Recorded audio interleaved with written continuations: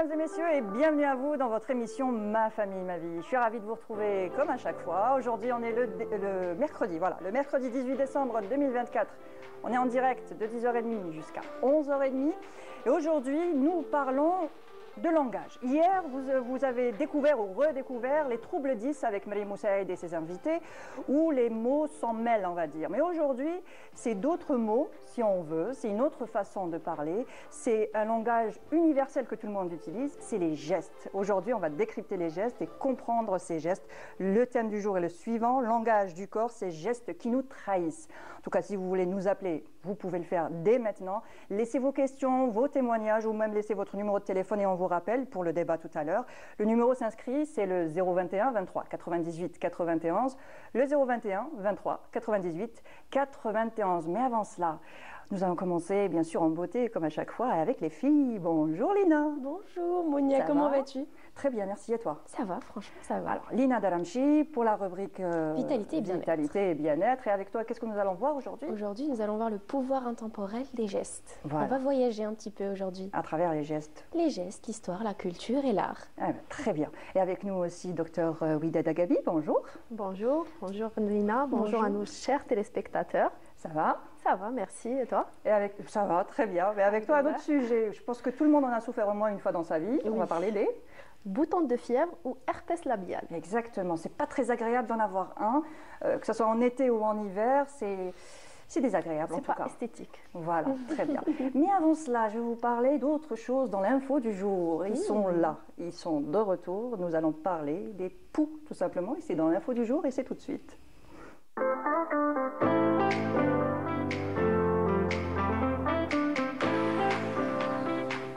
Alors, ils sont de retour, oui, dans les crèches, dans les écoles. On va dire que c'est les pharmaciens qui le disent, c'est les pédiatres aussi qui le disent. Les mamans sont en consultation, on va dire, pour un problème tout simplement de poux. Les poux sont de retour et on peut le remarquer tout simplement sur les petites têtes de nos petits bambins avec des petits points blancs qu'on pourrait prendre pour ce qu'on appelle La pellicule. Des pellicules. Mais ce n'est pas des pellicules. Les pellicules, quand on tape un petit peu, Ça part. ça part. Mais les lentes, justement, qu'on voit en image, ça ne part collé. pas, c'est bien accroché et c'est bien collé. Alors, ils sont de retour et les produits qu'on achète en général en pharmacie ces derniers temps ne marchent pas forcément. Il y a les shampoings, les lotions, tout ce genre de choses. On va dire que les poux ont une certaine résistance, on va dire, à tous ces produits et donc c'est très difficile de s'en débarrasser. Mais il y a des solutions, on va dire, naturelles, des remèdes de grand-mère qu'on va donner en fin de rubrique. Alors, je voulais revenir un peu sur les idées reçues qu'on connaît tous par rapport au poux. Je vais vous poser la question, vous allez me dire faux, vrai ou pas. Alors, on dit que les poux adorent les têtes sales en général parce qu'on a les cheveux sales, donc les poux s'y plaisent et pullulent justement sur des têtes sales. Pour vous, est-ce que c'est vrai ou est-ce que c'est faux? C'est vrai qu'on a toujours entendu ça. Moi, personnellement, j'ai grandi avec ça. Mais non, il faut te laver les cheveux parce que sinon, tu vas avoir les poux. Exactement. Quand tes cheveux sont sales, ils s'engrassent, tu vas automatiquement les avoir, ils vont accrocher. Mais je pense que c'est plus culturel qu'autre chose. Voilà, oui, je pense que c'est une idée. Tout à fait. Je suis d'accord avec toi. Exactement, oui. Voilà. Les poux adorent les têtes propres parce qu'avec avec le sébum et avec les cheveux gras, ils vont avoir du mal à s'accrocher. Déjà, premièrement, ils vont avoir du mal à se nourrir parce que les poux se nourrissent du sang humain. Voilà. Donc, si la tête est grasse et sale, ils ne pourront pas piquer et donc ne pourront pas se nourrir. Donc, une tête propre et une tête propice à la propagation de poux. Voilà. Première idée reçue. Finalement, prendre la douche tous les jours. Voilà. Peut-être qu'on devrait diminuer. Tous les jours, je pense pas, c'est pas non plus bon pour la santé de se laver les cheveux. Même pour les cheveux, c'est pas bien. Donc Voilà. le gras qu'on a sur la tête, il a un rôle très important pour notre santé. Voilà. Une autre idée reçue. Alors les puces, parce que c'est pas la même chose, puces sur les animaux et poux sur les humains. Donc les puces sur les animaux peuvent on va dire, se trouver refuge dans nos têtes à nous, dans la tête humaine. Sauter, enfin, on ne va pas dire sauter parce que ça c'est une idée reçue, une troisième idée reçue. Donc vous avez un chat, il a des puces, Vous allez dire, ah non, attention, on va en avoir tous sur la tête. Est-ce que ça match ou ça match pas pour vous? C'est vrai ou faux? Je pense pas parce qu'ils peuvent pas vivre dans les mêmes conditions, que ce soit dans les conditions d'un animal ou d'un être humain. C'est exactement ça. Si votre chat a des puces, vous inquiétez pas, il ne peut pas vous contaminer. Se dépavrez les poux humains et les puces des animaux, c'est pas les mêmes choses. Voilà, exactement. Troisième idée reçue, pas derrière. Troisième idée reçue, je pense derrière, si.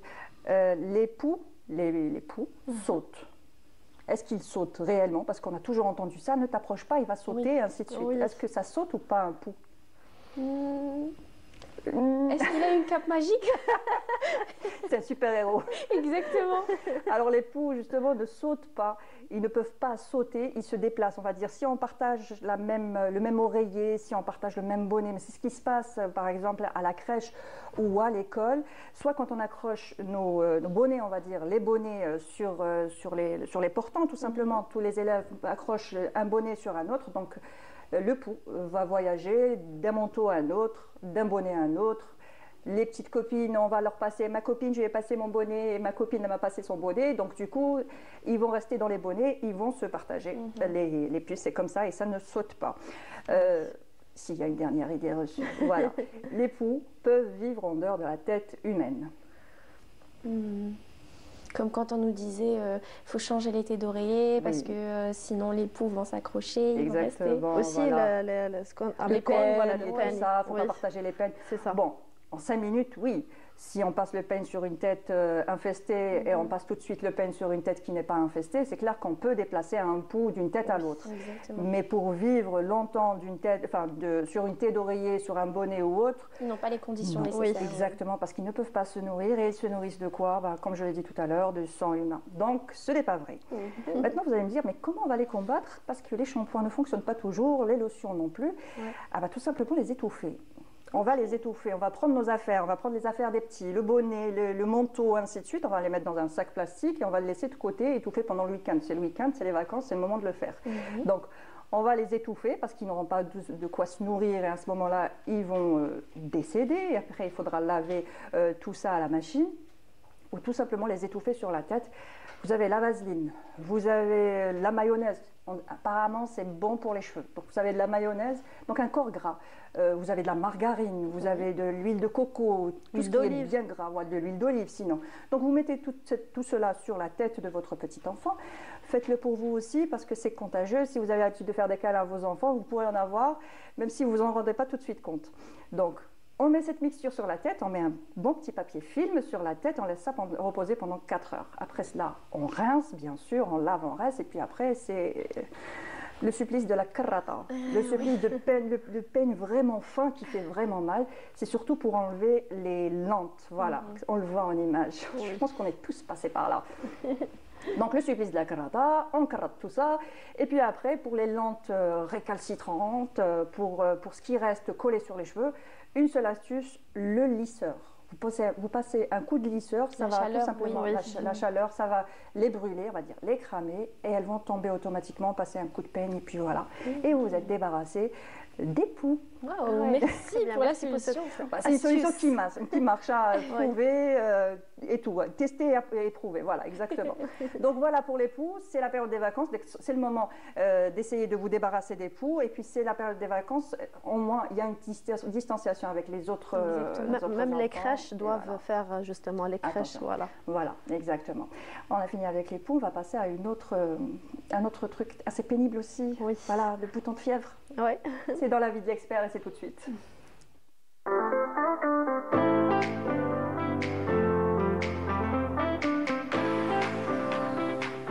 Le bouton de fièvre, oh mon Dieu, le bouton de fièvre. J'en ai souffert, j'en ai tellement souffert.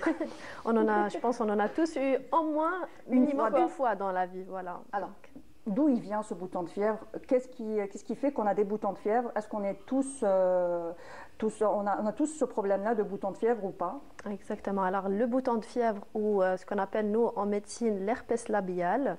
Donc, c'est une lésion inesthétique. beaucoup on souffre de ce problème récurrente, c'est-à-dire qu'elle peut revenir plusieurs fois au cours de notre vie, très contagieuse aussi. Donc, c'est dû à un virus. Donc, c'est une infection virale.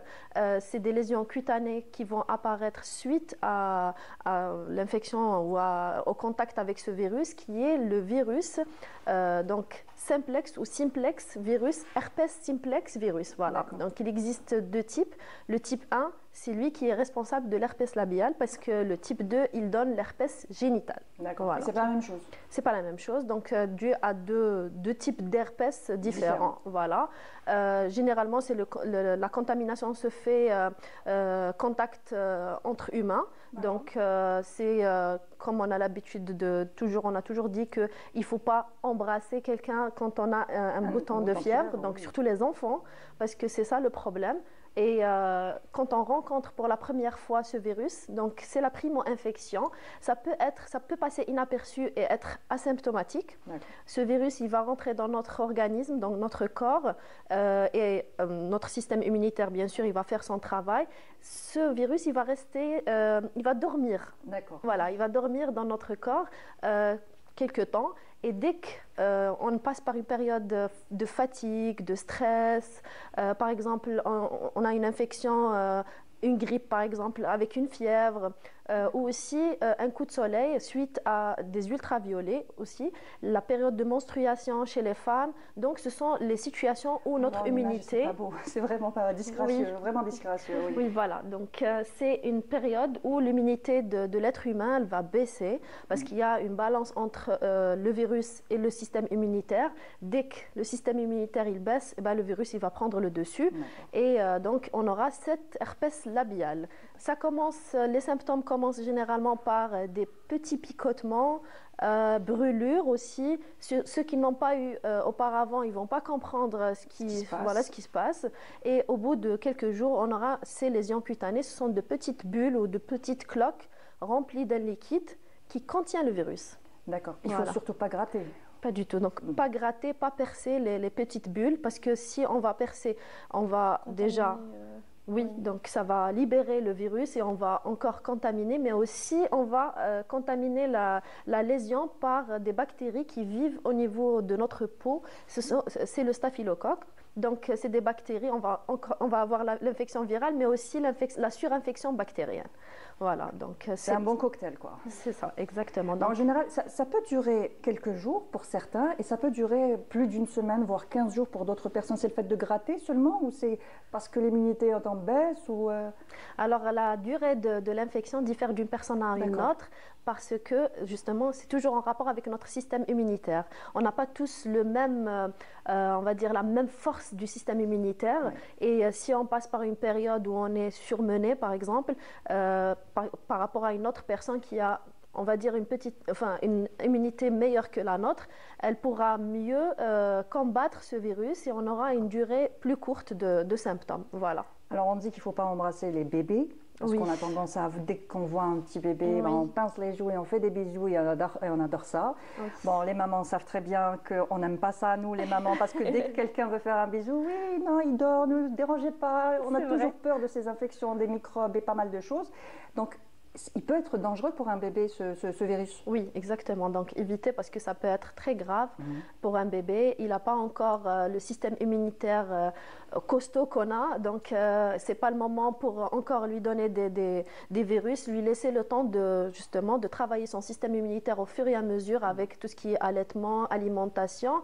Donc, ce n'est pas le moment de lui donner problème de santé de ce genre. Donc, dès qu'on a un herpès labial ou bouton de fièvre, il ne faut pas embrasser les enfants. Voilà. Et il ne faut pas embrasser trop les enfants dans tous les cas. Dans tous les cas, voilà. Il faut se laver les mains parce qu'on risque de toucher sans se rendre compte. Et il faut se laver souvent les mains, ne pas toucher, ne pas gratter. Exactement. Et c'est un virus qui reste en nous à vie. Oui. Il n'y a pas de solution. Il n'y a pas de solution. Il est là, il dort. Donc, il peut réapparaître à n'importe quel moment dans notre vie. Donc, il n'y a pas de traitement pour éliminer ce virus. Oui. Voilà. Donc, il vit avec nous. Il faut juste renforcer le système immunitaire. Et quand on a cette infection, comme tu l'as dit, Mounia, donc il ne faut pas gratter. Il faut toujours se laver les mains. Donc, tout le temps, surtout si on a un bébé. Donc, avant et après, toujours. Et ne pas gratter l'œil parce qu'on peut se contaminer l'œil à travers, donc si on touche à l'herpès et on gratte l'œil sans se laver les mains, donc on peut avoir une conjonctivite ou une kératoconjonctivite suite à cet herpès, voilà. Ah bah c'est une information que je n'avais pas. Donc si on touche le bouton et sans faire exprès, on touche l'œil, donc on va s'infecter l'œil. Exactement. Ça pourrait donner quelque chose de grave? Oui, parce que c'est pas bien pour les yeux, donc c'est un virus, ça peut donner des infections et si on ne la traite pas à temps, ça peut être grave pour les yeux, voilà. D'accord, on peut en garder des lésions, des cicatrices à vie sur l'œil. Exactement, oui. Et justement, est-ce que ça se traite? Est-ce qu'il y a un médicament? On trouve des pommades, on trouve des solutions comme ça, mais est-ce que ça marche réellement? Alors, les pommades, ça n'a pas vraiment prouvé son efficacité, surtout si... En fait, le traitement, si on a les lésions cutanées, ça ne sert à rien. Voilà, c'est trop tard, donc ça va disparaître au bout de quelques jours. Mais si on peut donner, surtout ceux qui souffrent d'herpès vraiment important, donc qui restent longtemps, donc dès que la personne elle commence à sentir cette brûlure et elle sait très bien que c'est le moment ça va venir, voilà. Donc on peut donner des comprimés pour ces gens-là, donc d'antiviraux, ou aussi donc elle peut utiliser la crème, mais la crème elle a un rôle surtout pour hydrater la peau, pour lutter contre la rougeur et tout, mais ça n'a pas d'effet vraiment sur le virus, voilà. Oui, parce que ça sèche et puis après dès qu'on fait un sourire ou dès qu'on mange, ça s'ouvre et c'est douloureux parce que certains boutons sont vraiment douloureux ou c'est vraiment handicapant et d'autres peuvent passer inaperçus. Ça peut être très handicapant, oui. Tout à fait. Ça revient toujours aux mêmes endroits, au niveau des lèvres. Ça peut revenir toujours au même endroit, comme ça peut être dans un autre. Voilà, migrer, exactement. On ne peut pas contaminer, c'est-à-dire si on touche l'herpès, si on touche la peau, c'est-à-dire notre peau, voilà, ça ne se contamine pas, mais voilà, interhumain, si l'œil, on peut le contaminer aussi, voilà. Alors, en mangeant également avec les mêmes ustensiles, donc les mêmes couverts, oui. Ça contamine aussi? Alors, rouge à lèvres, voilà. Surtout pour nous, les femmes. Exactement. Mesdames, ne prêtez pas votre maquillage. Surtout, je pense que c'est la base, le rouge à lèvres et le récil. Oui. Je pense que ça ne se partage pas. Donc, c'est surtout au moment où les cloques vont... Parce qu'au bout d'un moment, elles vont s'ouvrir toutes seules. Donc, il y aura le liquide qui va sortir. C'est là où c'est contaminant. Si les cloques ne sont pas ouvertes, donc le virus, il est toujours à l'intérieur. Voilà. Donc, chacun garde son rouge à lèvres. Son rouge à lèvres, voilà. Lui, voilà. Et justement, je voulais savoir, est-ce qu'il y a un lien entre le bouton de fièvre et puis il y a aussi je ne sais pas si vous connaissez, la commissure des lèvres quand elle est pratiquement fondue et puis on a l'impression que, comme si il y avait un bouton, mais il n'y a pas de bouton, c'est juste fondu. Est-ce qu'il y a un lien entre les deux? C'est juste parce que c'est une sécheresse ou autre chose? Le virus, ça se manifeste par des petites vésicules, des petites bulles. Donc, si ce n'est pas des vésicules, c'est quand c'est les commissures des lèvres qui sont un petit peu entaillées. Je ne sais pas si vous avez connu ça. Oui, oui. C'est juste une sécheresse. Exactement, oui. Exactement. Donc, le virus passe par les étapes brûlure, sensation de chaleur, puis les lésions cutanées, donc les bulles, et ça s'éclate. Donc, et ça laisse place à une croûte, cicatrisation et disparition. Voilà. Très bien. Merci, Oudette. Merci à vous. Et tout de suite, nous passons à toi, avec les gestes, exactement les gestes, dans ta rubrique Vitalité et Bien-être. Et c'est tout de suite.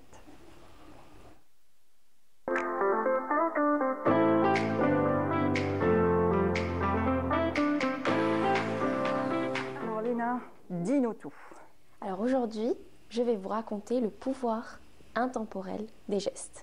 Donc on connaît tous les gestes, voilà, on sait ce que c'est, on en fait quotidiennement et c'est une façon de s'exprimer. Donc on exprime nos émotions, parfois c'est instantané et parfois c'est involontaire surtout. On arrive à s'exprimer à travers nos gestes. Bon, la plupart du temps, on essaye de psychanalyser la personne, donc de remarquer les gestes qu'elle fait et tout, mais on va laisser ce petit côté pour plus tard ou pour la deuxième partie. Deuxième partie, oui. Voilà. Moi, plutôt, ce que je vais faire aujourd'hui, c'est vous parler et surtout vous faire voyager à travers le temps et donc à travers ces gestes. Et tout commence justement dans l'histoire. Si on remarque bien, on sait que les gestes, ce sont bons. Parfois, ça se fait avec les mains, parfois, ce sont des habitudes qu'on tient. Et dans notre culture, donc arabo-musulmane, on remarque ça. Exemple, le fait de baisser le regard. C'est un geste qu'on fait depuis des siècles même, et ça représente justement, c'est un signe de pudeur. Oui. Donc le fait de baisser le regard, c'est un signe de pudeur, c'est un geste de pudeur. Par exemple, chez nous aussi, on le remarque, que ce soit dans la rue, dans les salutations quotidiennes, le fait de serrer donc la poignée de main, c'est une salutation, comme je l'ai dit. Déposer la main sur le cœur et hocher légèrement la tête, c'est un remerciement. Oui, C'est vrai. Et ça, on le remarque. C'est vrai. Exactement.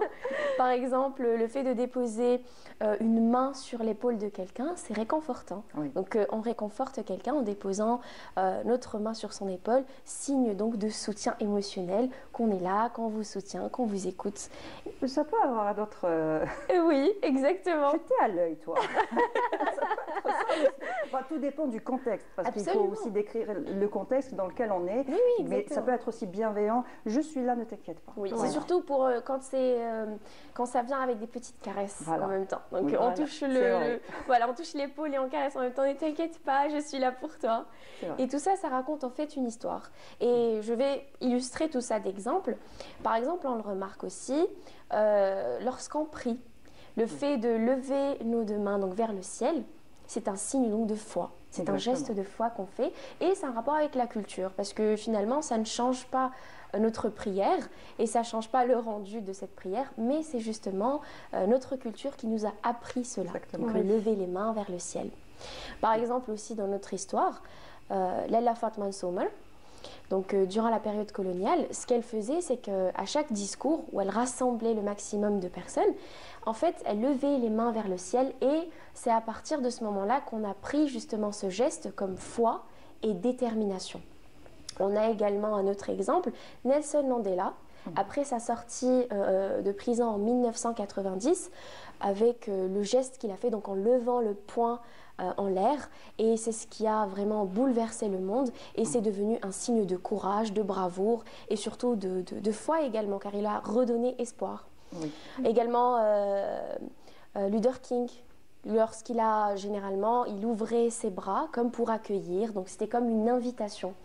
Donc on le remarque, il y a beaucoup d'autres histoires et d'autres personnages surtout historiques qui nous prouvent cela, qui nous prouvent que les gestes malgré tout restent dans l'histoire et que c'est intemporel. Exactement. Et ils ont un sens. Il y a des gestes qui sont restés dans l'histoire et si on les revoit, on pense justement au sens que ce geste a. Et puis il y a des gestes qu'on apprend aussi avec notre famille, avec notre entourage. Et puis on les reconnaît tout de suite. Par exemple, les parents avec leurs enfants, avec un seul geste, les invités sont là, la maman regarde l'enfant comprend très bien. C'est culturel aussi, oui. Et se lever et laisser la place aux invités, par exemple. Voilà. Absolument, oui. Et ça reste en fait, parce que même, par exemple, ce geste-là, comme tu viens de le dire, le fait d'observer, de regarder quelqu'un, eh ben, on va le transmettre aussi. Oui. Tu vas remarquer que peut-être toi, avec tes enfants, tu en feras pareil. Voilà. Possible, oui. C'est vrai, possible. On a vu le point levé de justement de Mandela. Exactement. Oui. Et même d'ailleurs, que ce soit dans la période coloniale ou même en règle générale dans les guerres ou dans les... on va dire des périodes un peu compliquées, et ben les personnes communiquaient justement à travers ces gestes-là. Donc des petits clins d'œil, des mouvements de doigts, ils parlaient avec des gestes. Et ça, on le remarque parce que c'était des messages codés. Donc comme quoi, les gestes, ça reste malgré tout un important. langage. Exactement. Oui, absolument, c'est un langage. du corps. C'est une expression émotionnelle. En règle générale, on s'exprime. Au lieu d'illustrer cela avec des mots, eh ben, on illustre cela avec des gestes. Oui, oui, vas-y. Non, vas-y, je t'en prie. Non, mais j'allais dire qu'on exprime toujours quelque chose, même si on essaie de se retenir, de se tenir les mains ou quoi que ce soit, notre visage, nos mimiques nous trahissent toujours. On ne peut pas toujours tout contrôler. Exactement. Oui. Et à travers cela, je vais directement passer vers l'art. Donc on remarque aussi, alors ça c'est vraiment une partie que j'ai aimé rechercher, je vais dire. D'accord. On va parler de la danse. Oui. La danse. Eh bien, les gestes également se manifestent à travers la danse.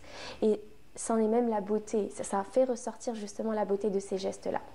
Par exemple, le fait de danser le flamenco. Le flamenco, on remarque que c'est une danse espagnole qui est très belle, très gracieuse et tout. Et les gestes qu'on fait avec les mains, exactement, sont des gestes qui racontent une histoire. Alors parfois, ces gestes-là peuvent raconter une trahison, une souffrance, une passion ou un amour. Et ça va dépendre de la gestuelle de cette danseuse qui va utiliser ses mains. Alors, il y a certaines explications et certaines preuves, ou plutôt certains, on va dire, textes qui disent que lorsqu'on baisse les épaules et qu'on utilise uniquement les mains comme ceci, avec la tête légèrement baissée, cela veut généralement signifier une souffrance ou une tristesse. Alors que lorsqu'on lève la tête vers le haut et que les épaules également sont levées, les bras sont donc plus ouverts, à ce moment-là, ça reflète un peu plus l'amour, la passion. Et puis on est fier, quand on est fier, on se redresse, on est là, regardez-moi. Absolument. Voilà.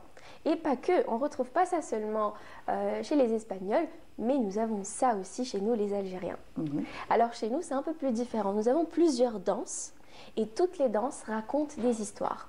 Par exemple, certaines danses reflètent la féminité de la femme et la grâce. On le remarque. Les danses où elles utilisent des petits mouchoirs, où elles brandit ses petits mouchoirs comme ceci et qu'elle bouge légèrement les mains, ça reflète la grâce. Donc, c'est vrai qu'il n'y a que les mouchoirs, on a la main sur la taille avec un mouchoir qui est là et puis celui-là, ensuite c'est celui-là et tout ça. Et on ne bouge pas beaucoup, c'est juste les mains, la gestuelle des mains et de la tête aussi et avec surtout les mouchoirs. Et les mouchoirs, pas n'importe quel mouchoir aussi. Hein. Voilà. Ce sont des mouchoirs d'ailleurs qui sont faits par elles-mêmes, par ces dames-là. Et on le remarque, c'est très classe, c'est très beau, c'est très gracieux surtout. Et donc il y a certaines danses aussi, toujours, des danses algériennes, qui elles par contre racontent une autre histoire. Donc ça remonte aux anciennes tribus et ça remonte donc à la préhistoire, on va dire, où ça représentait justement les guerriers. Donc le fait par exemple de danser, lever les épaules comme ceci, utiliser les épaules dans la danse, les petits pas qu'on fait, les petits sauts, ça justement, ça représente cela, la force. Et il y a des danses où il y a des rangées, justement. Oui, il y a une rangée qui avance et l'autre qui recule, et ainsi de suite. Et c'est avec les épaules et avec les pieds. Je suis là, j'avance. Exactement. Voilà. Et ça représente ça. Et donc, en fait, chaque gestuelle raconte une histoire. Et ça diffère.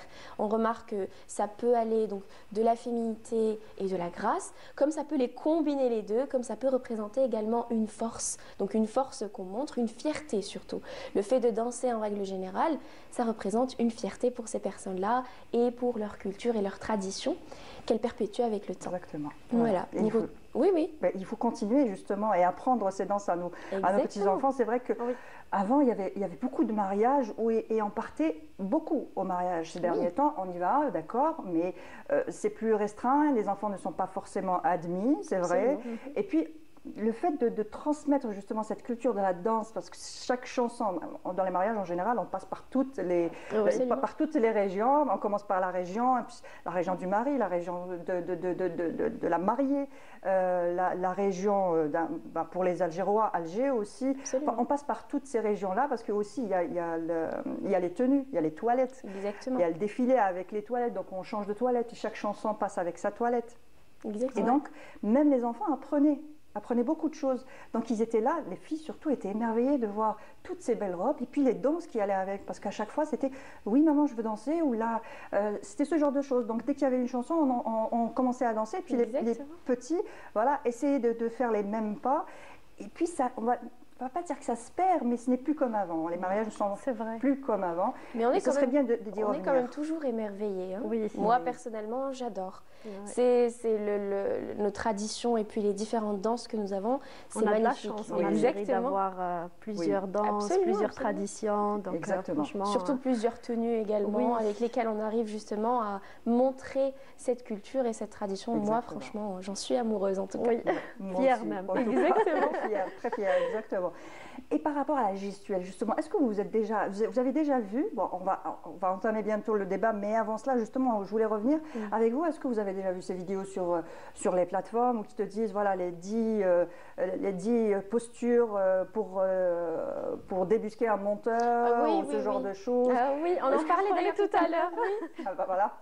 Oui. Alors effectivement, on retrouve cela. Maintenant, les gens ils commencent à prendre conscience de ça. Et puis, soi-disant, certaines postures pour détecter les manipulateurs. Bon, après tout, Si on appelle ça un manipulateur, c'est qu'il sait quoi faire et c'est qu'il sait lorsqu'il doit justement faire certains gestes plutôt, et utiliser une certaine gestuelle pour transmettre un message. Exactement. Mais en règle générale, c'est vrai, il y a certains signes qui nous trahissent, donc avec lesquels on peut détecter. Mais bon, il nous faut quand même un peu d'expérience avant de détecter tout ça. Et c'est pas avec des vidéos qu'on trouve sur les réseaux sociaux qu'on va apprendre. Par exemple, quand on dit oui, avoir les bras fermés, ça veut dire que tu es fermé à la conversation, tu es fermé, tu ne veux pas. Il y a plusieurs. Il faut toujours revenir dans le contexte dans lequel les bras sont fermés. Je suis en extérieur, je suis en train de discuter, il fait froid. Je mets les bras comme ça parce que j'ai envie de me réchauffer aussi. Ou alors je mets les bras comme ça et je suis là, oui, je suis intéressée et j'ai envie de poser une question. Donc tout ça, ça revient aussi au contexte dans lequel on est. Exactement. Et justement, en voyant ces vidéos, est-ce que ça vous a déjà intéressé? Est-ce que vous vous êtes mis, par exemple, à regarder des émissions? Parce que c'est ce qui est à la mode aussi, c'est de regarder et de se dire à quoi elle pense. Oui, mais après ça devient un réflexe, parce que sans s'en rendre compte, on commence à psychanalyser la personne. Voilà. Donc on s'assoit, et là par exemple, tu es assise comme ça, je me dis, ah non, elle a croisé ses bras, ses jambes sont croisées. Qu'est-ce que tu caches, Mounia? Voilà. Que caches-tu aujourd'hui? Rien du tout. Et ça toi? se fait beaucoup dans les relations, parce que quand deux personnes se rencontrent pour la première fois. C'est vrai que la première impression, elle compte beaucoup.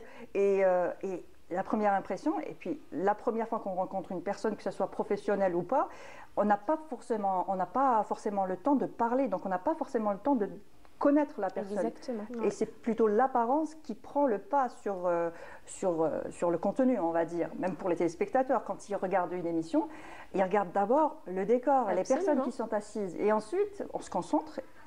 Et puis voilà, on écoute après. Mais la première impression, c'est ce qu'on voit. Est-ce qu'il y a des couleurs? Est-ce que c'est terne? Est-ce que c'est bien éclairé? Et puis tout ça, voilà. Donc l'apparence avant les mots. Exactement. Si vous êtes d'accord. Oui, tout à fait d'accord. Et ça, justement, ça lance le débat dans quelques minutes qu'on va faire avec nos invités. Et si justement vous avez des questions, je vous rappelle le numéro de téléphone, si vous avez des questions à nous poser, si vous voulez témoigner, une seule chose à faire, nous appeler au numéro qui s'affiche en bas de votre écran, le 021 23 98 91, le 021 23 98 91. Nous allons en parler tout de suite après ceci.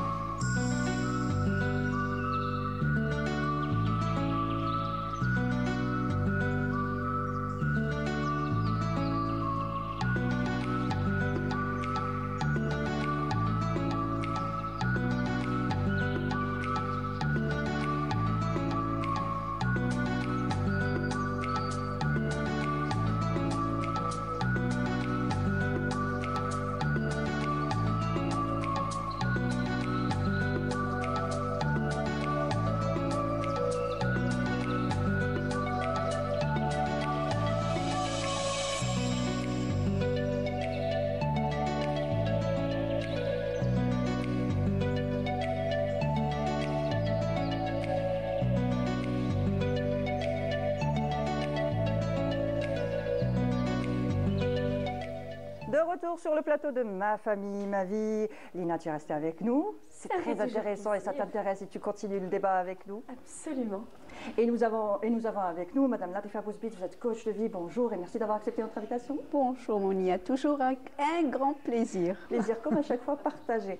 Alors nous parlons du langage du corps, ces gestes qui nous trahissent. Vous pouvez d'ores et déjà nous appeler, vous pouvez nous appeler maintenant justement parce que le débat commence. Nous appeler, nous poser vos questions ou témoigner au numéro qui s'affiche en bas de votre écran, le 021 23 98 91, le 021 23 98 91. Donc comme je le disais, nous parlons aujourd'hui du langage universel que nous utilisons tous, consciemment ou non, justement. Le langage du corps, on dit souvent qu'une image vaut 1000 mots, mais qu'en est-il des gestes, des postures ou d'un simple regard? C'est tout de suite avec vous, justement. Et quand on parle de langage du corps, qu'est-ce qu'on veut dire exactement? Alors, je vais vous dire, il y a une citation qu'on dit souvent, c'est « Même quand on ne communique pas verbalement, on communique avec tout notre corps ». Il y a beaucoup d'informations. Donc, il y a le visuel. Vous voyez même, maintenant, je communique, je vous parle et je fais de la gestuelle. Exactement. Il y a nos gestes, il y a notre voix, il y a notre posture. C'est tout ça qui communique avec nous. Donc, et on dit, bon, moi, je reste toujours, on dit parce que, vous savez, les pourcentages de 38%, c'est la voix, 7%, les mots, oui, et 80%. Bon, on va dire comme ça. Mais c'est vrai qu'on communique énormément avec le corps. Et c'est ce qu'on appelle le langage corporel du corps. Corporel et non verbal. Exactement. Et justement, je voulais revenir sur justement la règle des 3 V d'Albert Mehrabian. Justement, alors, il dit 55% de notre communication est visuelle, 38% vocale, donc la voix, l'intonation et tout ça, et 7%, justement 7% que pour le contenu de ce qu'on dit. Est-ce que vous êtes d'accord justement avec ça?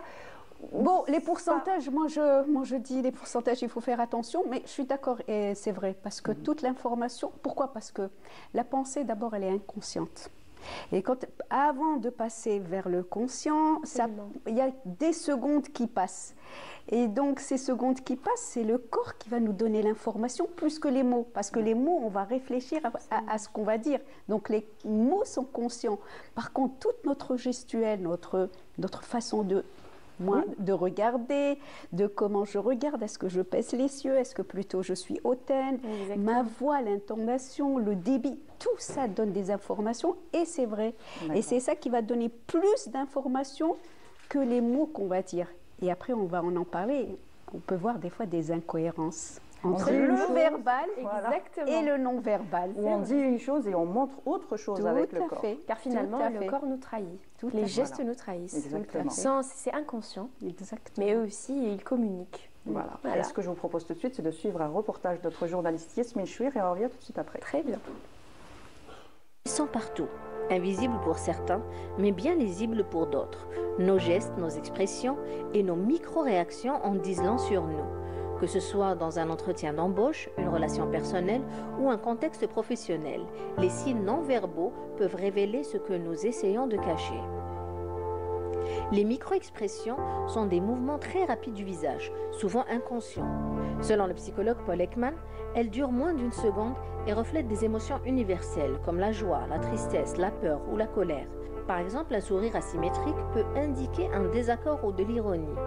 Les sourcils froncés avec une bouche crispée révèlent souvent de l'agacement ou du doute. Ces signes sont difficiles à dissimuler, même pour les menteurs les plus habiles. Le corps aussi ne ment pas. Les gestes et les postures racontent une histoire parallèle à nos mots. Les bras croisés peuvent indiquer une attitude défensive ou de fermeture. Les pieds orientés vers une sortie traduisent souvent une envie de partir ou d'échapper à la situation. Le contact visuel, maintenir un regard fixe, peut montrer de la confiance, mais un excès peut sembler artificiel et trahir un effort pour paraître sûr de soi. La manière dont nous parlons est aussi révélatrice de ce que nous disons. Une voix qui tremble, un débit de parole soudain plus rapide ou des répétitions fréquentes sont des indices de nervosité ou de stress. Par ailleurs, un silence prolongé avant de répondre peut signaler une tentative de dissimulation. Des variations dans le ton de la voix peuvent révéler des émotions sous-jacentes, comme la peur ou la colère. Au quotidien, ces indices peuvent se manifester de manière subtile. Lors d'un mensonge, une personne peut se toucher le visage, éviter le regard direct ou détourner la conversation. Dans un contexte social, quelqu'un qui se rapproche physiquement montre souvent un intérêt ou un désir de rapprochement émotionnel. Apprendre à décrypter ces signes, c'est comme lire entre les lignes d'un livre. Mais attention, il faut toujours analyser ces indices dans leur contexte et éviter les jugements hâtifs. Si nos gestes nous trahissent parfois, ils sont aussi une porte vers une meilleure compréhension de nous-mêmes et des autres. On le voit souvent dans les films ou les séries, enfin, vous avez déjà vu les séries où vous avez le mentaliste, il y a eu plusieurs Lie to Me et tout ça. Lie to Me, voilà, où on voit l'expert qui est là, bon, il a fait cette grimace, il est en train de mentir, il est ceci, il est cela, comme on l'a vu dans le reportage, c'est pas toujours vrai. On ne peut pas décrypter une personne sans la connaître, sans la mettre dans le contexte. Tout à fait, tout à fait. Alors je suis complètement d'accord.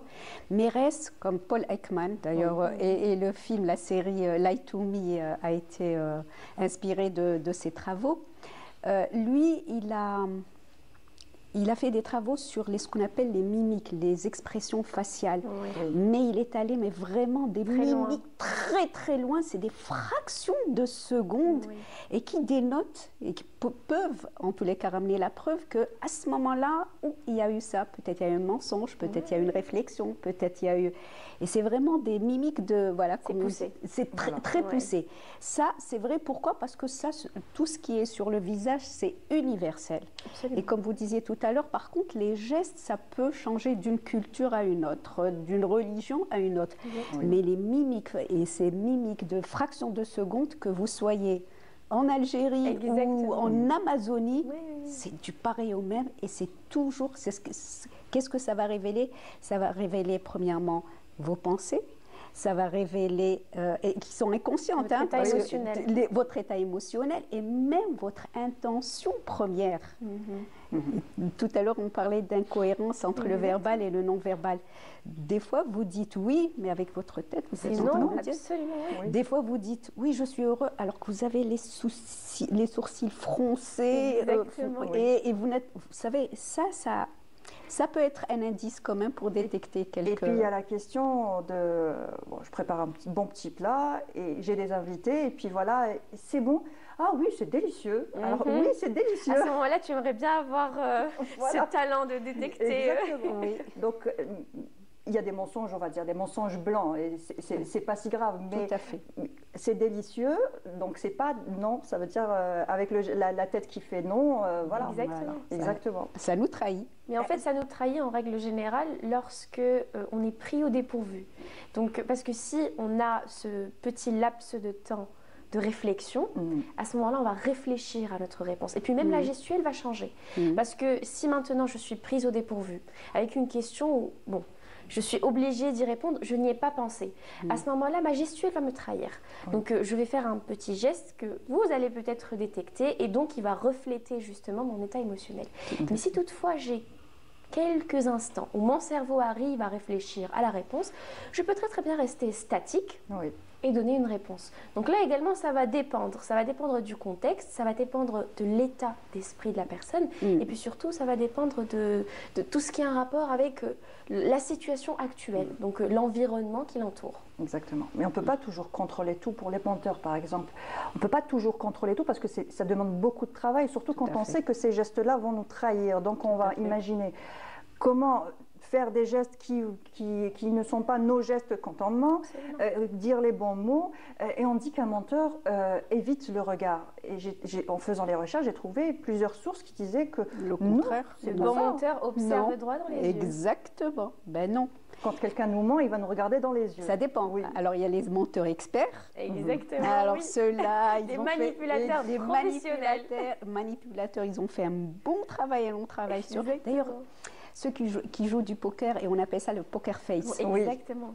Exactement. Aucune émotion. Aucune. Alors que lui, sur son jeu, c'est une catastrophe. Exactement. Dans son jeu, plutôt, c'est une catastrophe. Et il ne montre rien. Donc, c'est un travail qu'il a fait depuis des années et qui l'a aidé à gagner. Exactement. Voilà.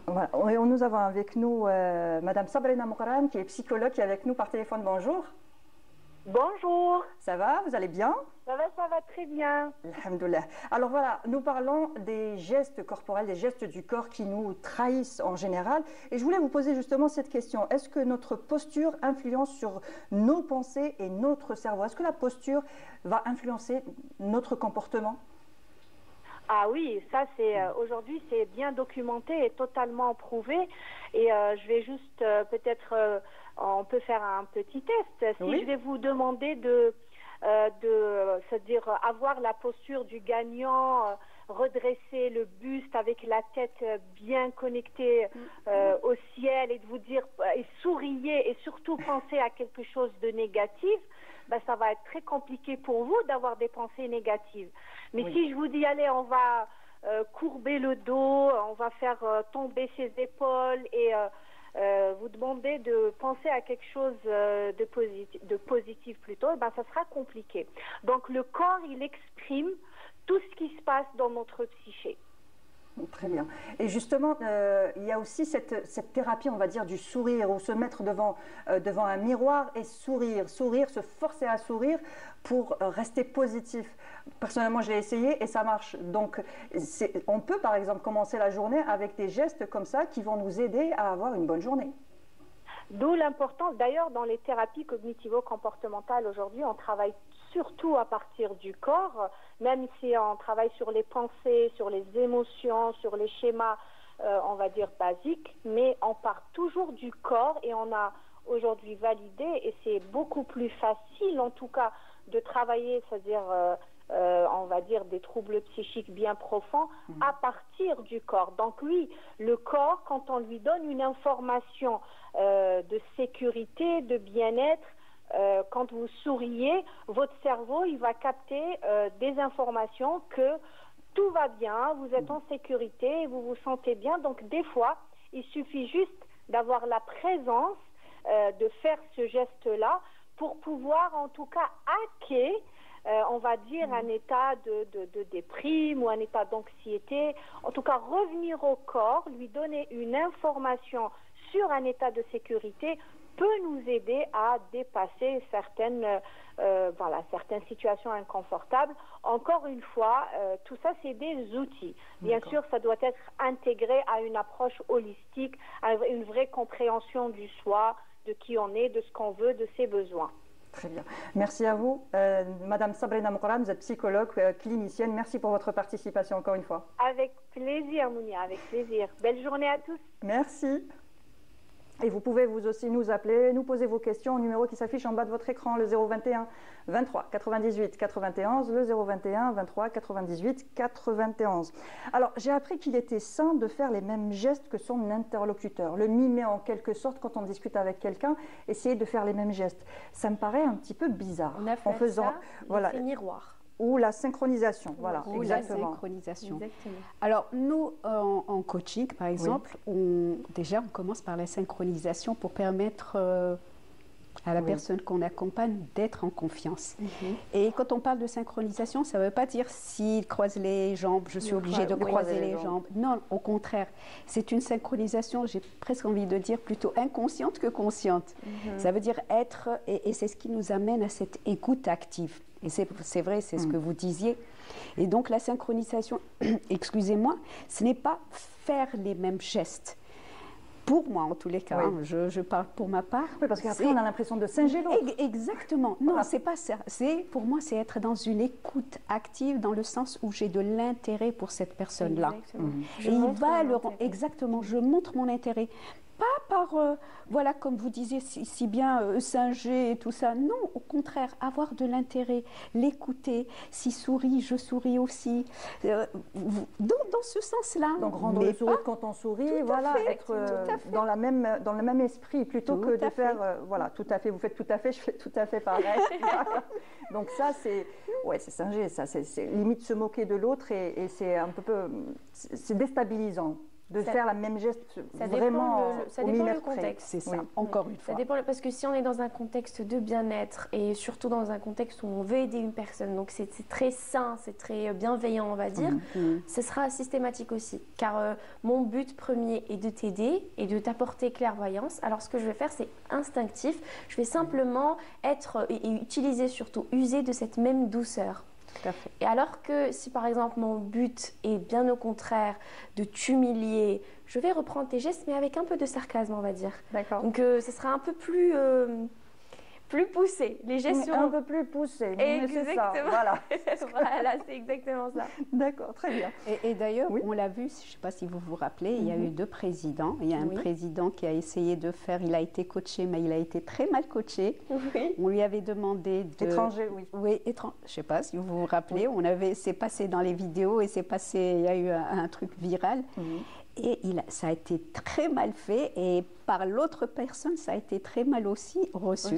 Bien sûr. Voilà. Exactement, donc les gestes ont vraiment une importance. Complètement. Exactement. Et justement, est-ce qu'on a une base de données, par exemple, quand on apprend, quand on naît et quand on grandit, on a une base de données, enfin une base de mots, parce que les enfants, par exemple, on sait qu'à tel âge, ils connaissent déjà une dizaine de mots. Avec l'âge, ça évolue, une centaine de mots, et ainsi de suite. On développe notre langage en apprenant avec les parents. Plus un parent parle avec son enfant, plus il apprend des mots et plus son vocabulaire est enrichi. Est-ce que nous avons justement un vocabulaire, oui, de gestes? Est-ce que nous avons une base de données de gestes par rapport à notre famille?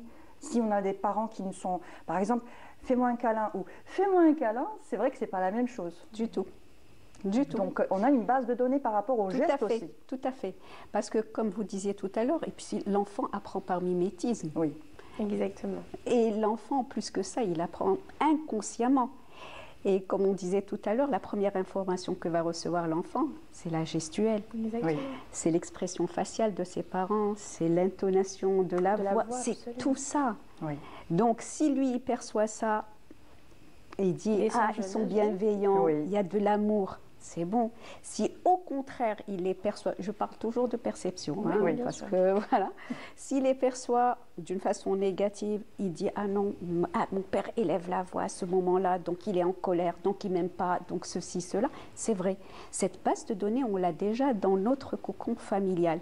Et on va l'intégrer en soi, et on va après, comme ça, vivre avec, à part, si on a envie d'être expert dans la gestuelle ou dans le langage corporel, après c'est autre chose. Mais c'est vrai. Et justement, est-ce qu'on peut devenir expert dans pas dans le mensonge, parce que quand on pense au geste, on pense directement au mensonge. Je ne sais pas pourquoi on a ce biais-là de manipulation, de mensonge. Quand on se dit, on va décrypter si cette personne est en train de mentir. On ne va pas décrypter si cette personne est triste ou joyeuse, parce que pour la tristesse et pour la joie, je pense que ça se voit directement. Sur le visage. Il y a des émotions qu'on ne peut pas cacher. Et puis étrangement, ça ne nous intéresse pas trop de savoir, lorsqu'on est dans le contexte où la personne est heureuse ou joyeuse, ça ne nous intéresse pas vraiment de la psychanalyser pour voir cela. On est plus dans ce côté où, si cette personne, est-ce qu'elle est hypocrite? Est-ce qu'elle dit la vérité? Est-ce qu'elle est finalement triste? Est-ce qu'elle cache quelque chose? Et c'est sur ça qu'on va beaucoup mettre l'accent. Mais sinon, sur le bonheur et tout, comme tu as dit, ça se remarque directement. Donc, on n'est pas dans on va dire, dans le contrôle directement ou dans ce qu'on voit ou ce qu'on perçoit. Exactement. Et ça s'apprend. Justement, quels sont les gestes qui pourraient nous aider au quotidien, qu'on pourrait apprendre pour nous aider au quotidien, tout simplement, voilà. D'accord. Que ce soit dans le travail ou avec la famille. Bon, avec la famille, ils nous connaissent tellement. Je vous donne un petit exemple, par exemple. Enfin, c'est un petit peu personnel, mais c'est pas grave. Quand on est en direct comme ça, bon, ma maman me connaît tellement bien, mais c'est tout à fait normal. Donc, elle sait le jour où je suis stressée et elle sait le jour où je ne suis pas stressée. Alors oui, aujourd'hui, tu avais l'air quand même un petit peu stressée parce qu'elle me connaît bien, elle me connaît très bien. Et pour les collègues, peut-être que non. Si après l'émission, je parle à notre réalisatrice, Nserine ou à Ferida, notre rédactrice en chef, et j'ai dit aujourd'hui j'étais stressée, mais non, on n'a rien vu. Voilà. Et il y a des gestes, bon, avec la famille, c'est clair qu'on ne peut pas forcément utiliser ces gestes-là parce qu'on est avec eux tout le temps, 100% du temps, mais par exemple avec les collègues et tout ça, pour ne pas montrer ce qui nous gêne vraiment, se tenir quand même correctement en société, voilà. D'accord. Comme on parlait, donc les gestes, c'est quoi? C'est l'expression des émotions. D'accord. Et si je comprends bien votre question, c'est comment est-ce que je peux... Quels sont les gestes qui nous aideraient justement à s'apaiser ou à s'apaiser, surtout au travail. D'accord, voilà. Ok. Il y a plusieurs gestes qui pourraient vous aider. D'abord, pour moi le plus important, il y a une gestuelle, ce qu'on appelle la gestuelle ouverte. Plus notre gestuelle est ouverte, plus il y a un apaisement. Pourquoi? Parce que je ne suis pas fermée, je ne suis pas contractée. Voilà, je ne suis pas contractée, je ne suis pas sous tension. Donc déjà apprendre de la gestuelle ouverte. Et les autres gestuels, bon, il y a des personnes, quand ils parlent, c'est les mains Exactement. partout. Et ça, vous vous rendez compte qu'il y a un désordre, il y a un impact déjà sur nous. Nous, quand on reçoit déjà cette gestuelle-là, on ressent qu'il y a quelque part un désordre. Qu'est-ce qui se passe? Voilà, et donc voilà, juste faire attention à cette gestuelle. Et puis tout à l'heure, vous disiez, ça sert à quoi, je pense? Ça va nous servir déjà à nous de savoir s'apaiser. Quand je suis en tension comme ça, je m'apaise avec ma gestuelle. Ça m'aide aussi à être empathique avec l'autre. Quand je sais gérer, je ne sais pas gérer, je ne dis pas ça, mais plutôt quand je sais détecter ses émotions. S'il est triste, je vais être bienveillant et je comprendrai sa tristesse parce que nous sommes des personnes empathes. S'il est en colère aussi, il est en colère, là, c'est pas la peine, donc là, je me retiens tout doucement. Et la colère, ça se voit quand on fronce les sourcils. Il y a même l'intonation de la voix qui change. Et là, ça, voilà. Mon mari, ma femme, mes enfants, ils sont en colère. Je ne vais pas encore mettre de l'huile sur le feu. Au contraire, moi, je vais m'apaiser. Je vais me poser la question. OK. Et puis, il y a aussi des outils comme... beaucoup d'outils qu'on peut utiliser, comme la CNV, la communication non verbale. La PNL aussi. La PNL, exactement. Et quand je parle de la communication non verbale, c'est déjà de détecter. Par exemple, moi, je pourrais être en colère. Mais comment est-ce que je peux exprimer cette colère, ou plutôt exprimer le besoin qui est derrière la colère? Parce qu'en fait, si je suis en colère, c'est qu'il y a un besoin quelque part qui n'a pas été comblé. Absolument. Ou une frustration. Voilà, une frustration. Donc voilà, je me comprends. Et puis comment je vais l'exprimer à l'autre pour ne pas rentrer dans des conflits. Ça nous apprend tout ça, en fait. Ça nous apprend tout ça. Tout à l'heure, vous disiez, on va en reparler, quand il y a une dissonance entre ce qui est dit et ce qui est montré. Quand le corps dit quelque chose et que la voix, la parole plutôt, dit autre chose. C'est un petit peu troublant de voir une personne dire des choses, par exemple, quelque chose, et voir tout son contraire. Tout à fait. Au contraire, cette incohérence vous donne déjà une information qu'il y a une incohérence, donc je fais attention. Absolument. Les mots dits, le verbal qui est exprimé et le corps, comment il me donne l'information, et vous savez que notre inconscient va tout de suite détecter inconsciemment cette incohérence, cette faille-là. C'est automatique. Alors des fois, on est tellement bienveillant. On a ce biais de bienveillance, j'ai envie de dire de bienveillance et d'empathie. On se dit, ok, non, c'est juste moi qui me fais des idées. Voilà. Alors que non, il faut faire attention. C'est réel, bien sûr. Et c'est réel, il faut faire attention. Et peut-être au contraire, dans cette incohérence-là, il y a une demande d'aide. Voilà. Voilà. Un cri à l'aide, absolument. Et quand une personne qui ne montre rien, qui montre aucune neutre, voilà. Est-ce que c'est normal? Est-ce que c'est possible d'être une personne qui ne bouge pas les mains, parce qu'on sait très bien qu'on exprime beaucoup de choses avec les mains quand on parle un peu avec les mains, reprendre ses mains comme ça ou faire ceci ou cela, on le voit quand les mains sont crispées, on comprend qu'une personne peut être un petit peu stressée, ou quand une personne ne bouge ni les mains ni le visage, et voilà. Quand c'est complètement blanc, qu'on ne voit rien à travers ça. Est-ce que c'est normal? Est-ce que c'est possible déjà? Moi, je pense que c'est possible. Parce que c'est aussi culturel. Nous, les Méditerranéens, on parle beaucoup avec les mains, on tchatche, les Italiens, les Espagnols. Et quand vous allez au nord, plus vous allez au nord, ils sont beaucoup plus calmes. Très calmes. Ils n'utilisent même pas leurs mains, ils ont les mains comme ça. Le regard est très calme, la façon de parler est très calme. Donc oui, c'est possible. Je trouve que ça relève également de l'éducation. Parce que comme il y a des phrases, des citations qui disent que lorsqu'on a des parents stricts, l'enfant généralement devient bon manipulateur. Alors, il y a eu des preuves qui ont montré cela. Donc, en règle générale, les parents les plus stricts et tout, ils éduquent des enfants qui vont apprendre justement à garder leur calme et à bien mentir surtout. Et ça, c'est vrai, ça a été prouvé. Il y a eu même des études, donc des scientifiques qui ont fait des études comme ça. Ils ont ramené des parents et puis leurs enfants. Et en fait, c'était simple. Alors, ils ont dit, on va essayer. Donc, vous allez vous comporter avec vos enfants comme vous avez l'habitude de le faire. Donc, automatiquement, les parents sont stricts. Tu n'as pas le droit de faire ça, tu n'as pas le droit de faire ci. Et en contrepartie, derrière, l'enfant va avoir un temps libre pour justement faire ce qu'il a envie de faire. Et on va remarquer que l'enfant arrive donc à passer outre l'ordre des parents, donc à faire ça, et ensuite le nier. et le nier d'une très bonne manière. Hein. Donc, Oui. ils rentrent totalement dans le mensonge et dans la manipulation et ils arrivent même à donner des explications à ça. Merci Lina, très intéressant. Donc si vous êtes strict avec vos enfants, ils arrivent quand même à vous dire « Ah non, j'ai rien fait ». Posez-vous quand même des questions. Merci Lina pour ta participation. Merci Madame Latifa Bouzbid, coach de vie, c'était un plaisir. Merci à vous encore une fois. Merci à toi. Merci. Et merci à vous de nous avoir suivis jusque-là. Je vous souhaite une bonne journée avec le reste des programmes de Canal Algérie et je vous retrouve dès la semaine prochaine. Au revoir.